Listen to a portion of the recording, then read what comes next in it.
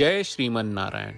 ए पर जे टिप्पणी हम करे जा रहल बा रामानुजदास श्रीमान गट्टू वेणुगोपाल स्वामी जी के द्वारा दिहल गयल बा। अध्याय 9 राजविद्या राजगुम योग श्लोक 13। महात्मानस्तु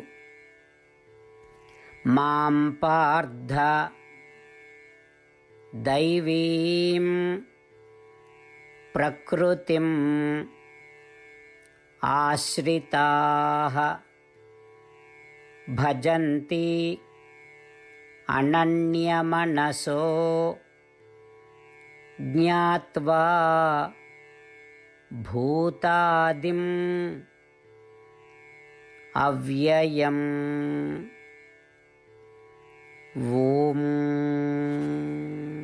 गीताचार्य श्री कृष्ण परमात्मा अर्जुन समेत हमनी सबके राजविद्या राजगुम योग सिखा रहल बानी। परमात्मा कहत बाड़न, अर्जुन महान आत्मा ऊ होला जेकर स्वभाव और आचरण कोमल होला। महान आत्मा ऊ होला जे अकेले हमरा के शरण लेला, हमरा बारे में उनका पूरा जानकारी बा। ओ लोग के एहसास होला कि हम सब जीव के स्रोत हई और ऊ लोग समझेला कि हम अविनाशी हई। महान आत्मा अविचल मन से हमार पूजा करेले, हमरा के पूजा करे, हमरा से प्रेम करे और बिना कुछ सोचेले हमरा नाम गावे के अलावा कौनो दूसर परिणाम की उम्मीद न करेले। महान आत्मा हमरा बिना जिंदा न रह पावेले और बाकी सगली चिंता छोड़ के हमार पूजा करेले। यही तरह श्री कृष्ण परमात्मा महान आत्मा के स्वभाव के स्पष्ट कर रहल बाड़े कि उनकर पूजा कहल फलदायी होला। आई हमनी के आपन जीवन में ऐसा महान आत्मा के स्वभाव अपनावे की कोशिश करी जा। हमनी के समझी जा कि श्री कृष्ण परमात्मा आ श्रीमन नारायण सब जीव के स्रोत हवे। हमनी के समझी कि श्री कृष्ण परमात्मा आ श्रीमन नारायण अविनाशी हवे। हमनी के परिणाम स्वरूप श्री कृष्ण परमात्मा आ श्रीमन नारायण के पूजा करी जा, बिना कौनो दूसर परिणाम के उम्मीद कहले, बिना कौनो दूसर विचार कहले और बाकी सब चिंता के त्याग कहले। श्री कृष्ण परमात्मा श्रीमन नारायण की पूजा करे और आपन जीवन सार्थक बनावे की कोशिश करे।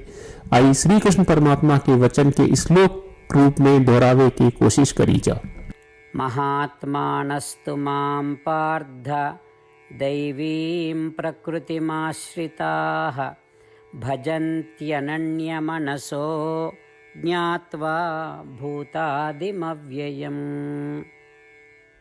श्रीमन्नारायण करिष्ये वचनं तव। श्रीमद् भगवत गीता का पूरा सार श्री कृष्ण परमात्मा ने अध्याय 18वें के श्लोक 65 से 70 में 8 काम करे खातिर दिले बाड़े। श्री कृष्ण कहले, हम ओ लोगन से प्रेम करनी जो लोग इन 8 बातन के मान तारे। हम ओ भक्तन के हर तरह से रक्षा करब। श्री कृष्ण परमात्मा के द्वारा बोलल गईल संपूर्ण भगवत गीता सुनला के बाद अर्जुन कहले, करिष्ये वचनम त्वा, जेके मतलब बा कृष्ण मैं वही करब जौन आप कही।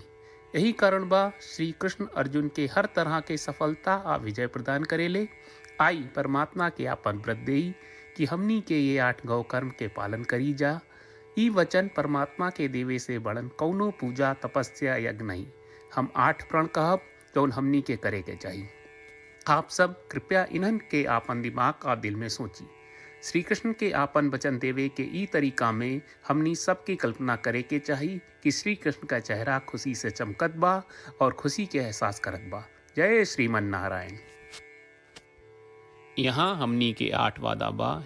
हमनी के पहला वादा, हे श्रीमन नारायण आपका निर्देश के मुताबिक हम हमेशा तोहार ध्यान करब और तोहार बारे में सोचब। हमनी के दूसर वादा, हे श्रीमन नारायण आपका सलाह का अनुसार हम हमेशा आपका भक्त रहब। हमनी के तीसर वादा, हे श्रीमन नारायण हम आपन सब काम तोहरा सेवा के रूप में और तोहरा संतुष्टि खातिर करब। हमनी के चौथा वादा, हे श्रीमन नारायण जैस की आप माने के कहले रहलू, हमरा बहुत विश्वास बा कि हम आपके होई और हम हमेशा आपन दोनों हाथ जोड़ के आपके नमस्कार करब और आपकी पूजा करब। हमनी के पांचवा वादा, हे श्रीमन नारायण हमरा के तोरा बात माम एकम शरणम ब्रज 1866 याद कहले, जहाँ आप हमरा के आपन का अर्पित करे का कहा। श्रीमन्नारायण मैं हमेशा तोहरे शरण में रहा। हमनी के छठवां वादा। हे श्रीमन्नारायण हमरा के तोहरा बात माँ सुचहा 1866 याद कहले कि आप हमनी के शोक ना करे का आश्वासन दे रहे बड़े, हम अब और शोक ना करब। हमनी के सातवां वादा। हे श्रीमन्नारायण आपने हमरा खातिर श्रीमद् भगवत गीता के वितरण करके हम सबके कृपा कहले और आशीर्वाद दहले बा। हम वादा करत बानी कि रोजाना कम से कम एक श्लोक पढ़ब या सुनब। हमनी के आठवां वादा। हे श्रीमन्नारायण आप गीता के पूरा मानवता तक ले गयलू। हम गीता में आपके दिव्य वचन के उन भक्तन तक पहुँचावे के प्रयास करब जे गीता से अपरिचित बा। हे श्रीमन्नारायण हम उई करब जौन तू करे का कहब। हम ऐसन व्यवहार करब जैसन आप चाहत बानी और हम खाली आपका खातिर काम करब। श्रीमन्नारायण के रोज आपन वचन देहल कि हम ओइस करब जैस आप कहत बानी, ई अपने आप में बड़न पूजा बा। श्रीमन्नारायण करशे वचनम त्वा। श्रीमन्नारायण हम तोरे निर्देश के मुताबिक काम करब। सर्वं श्री कृष्ण अर्पणम अस्तु। जय श्रीमन्नारायण। महात्मानस्तु मां पार्थ दैवीं प्रकृतिम् आश्रिताः भजन्ति अनन्यमनसो ज्ञात्वा भूतादिम् अव्ययम्।